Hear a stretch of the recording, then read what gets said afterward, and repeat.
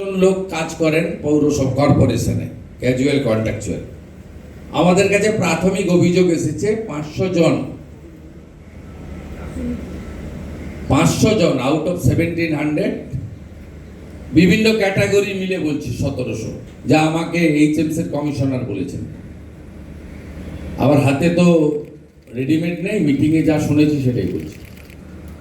তাতে 500 জন অ্যাপ্রক্স তারা বেতন তোলেন, পরিষেবা দেন না।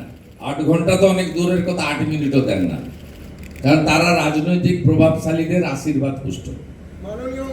আমরা তাদের ক্ষেত্রেও বলেছি, কোন দল করেন বড় কথা নয়, টাকাটা কর্পোরেশন থেকে পান,